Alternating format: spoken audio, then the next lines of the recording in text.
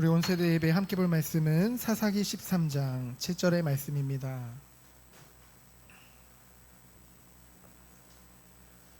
사사기 13장 7절의 말씀.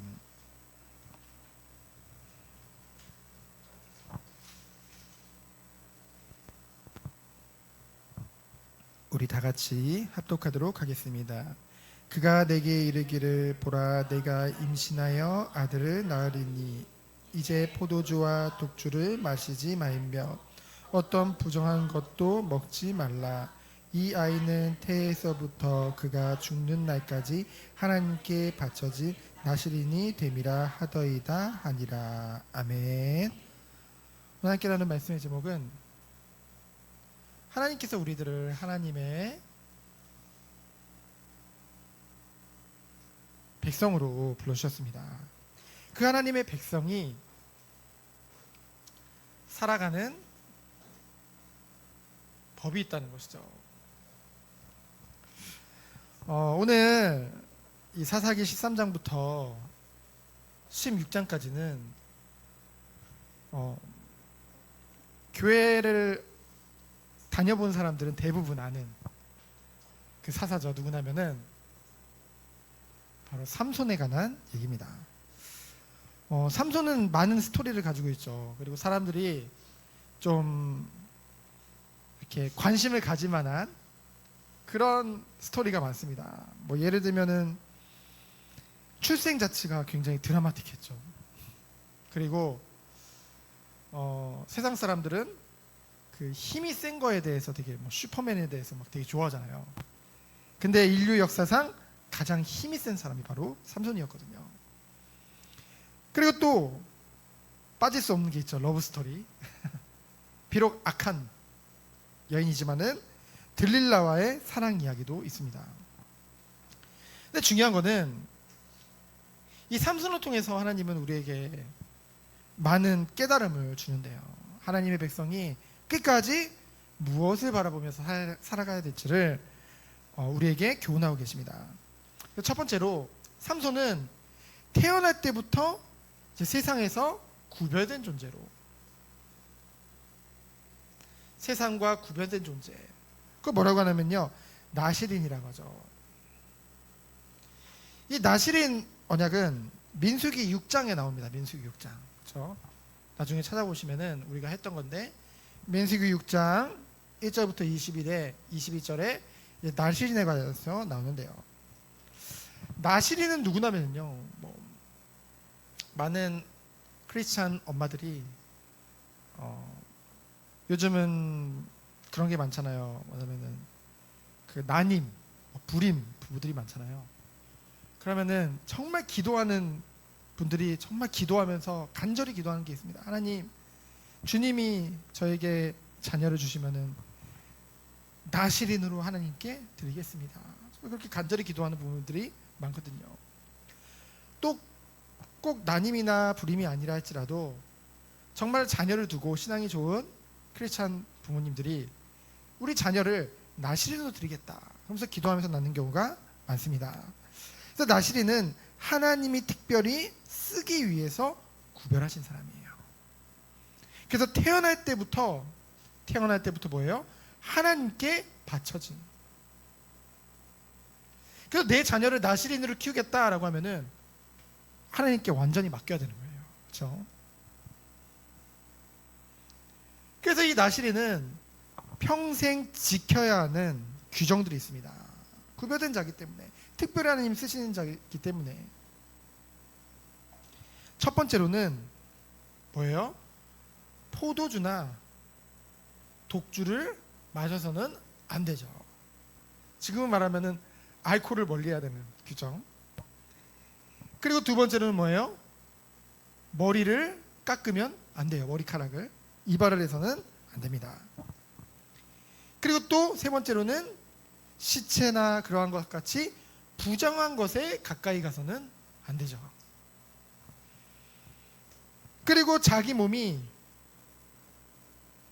이제 자기 몸을 구별한 날이 차면 여호와께 뭐를 드리는? 제물을 드리는 그런 의무와 규정을 가지고 있는 것이 바로 나시린입니다. 그래서 한마디로 하나님이 특별히 거룩하게 준비하신 것이죠. 왜요? 하나님 쓰시기 위해서. 그래서 이제 마노아의 아내, 삼손의 엄마죠. 삼손의 엄마에게 이제 하나님의 주의 사자가 와서 그가 임신할 것을 예고했고요. 낳으면은, 한나가 사무엘을 놓고 기도했을 때 나시를 놓고 기도했잖아요. 근데 그거와는 달라요. 뭐냐면은 천사가 그를 나시린으로 바칠 것을 먼저 하나님의 그 명령을 전달합니다. 네가 임신해서 아이를 낳을 건데 그 아이를 나시린으로 하나님께 드려라. 완전히 하나님이 택정해 놓으신 것이죠. 그래서 이제 그 언약대로 그 마노아의 아내가 임신을 하고 아기를 낳게 됩니다. 그게 바로 삼손이죠. 근데 그 삼손에게 뭐가 임했다고 했어요? 하나님의 영이 임했다고 했죠. 그래서 이 삼손은 여호와의 그 하나님의 영에 의해서 움직이게 되어집니다.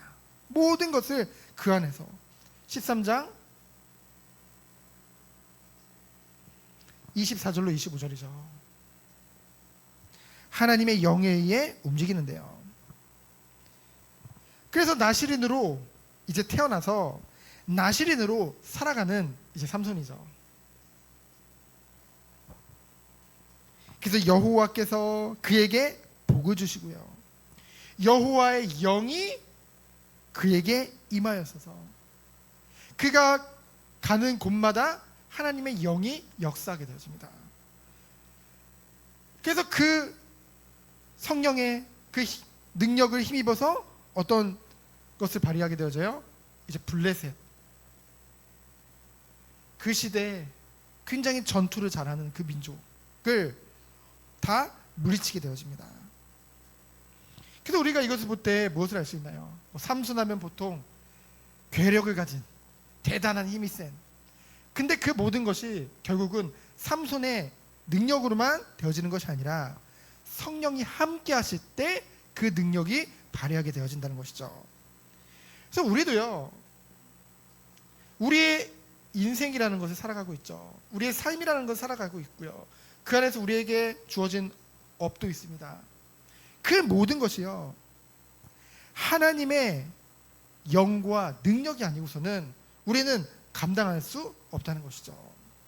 그래서 우리는 날마다 하나님의 우리의 인간의 힘과 지식을 의지하는 것이 아니라 하나님의 영과 능력으로 그 모든 것을 해야 될 줄 믿습니다. 그것이 바로 하나님의 백성이 살아가는 법이에요. 하나님의 백성이 살아가는 법입니다. 그래서 13장 26절로 31절인데요. 이 삼손이 이 톱뼈 가지고 수많은 블레셋 군인들도 다 죽이고요. 그랬던 삼손이 하나님의 말씀을 떠나자 어떻게 돼요? 비참한 인생을 살아가게 되어집니다. 하나님의 백성이 말씀 떠나가는 게 가장 비참한 거거든요. 말씀과 나와의 삶이 상관이 없다. 그것만큼 비참한 게 어디 있습니까? 이 하나님의 말씀을 떠나자 삼손이 어떻게 됐어요? 고난과 유혹을, 우리가 오전에도 살펴봤지만은 하나님 백성에게 고난은 끊임없이 오는 거거든요.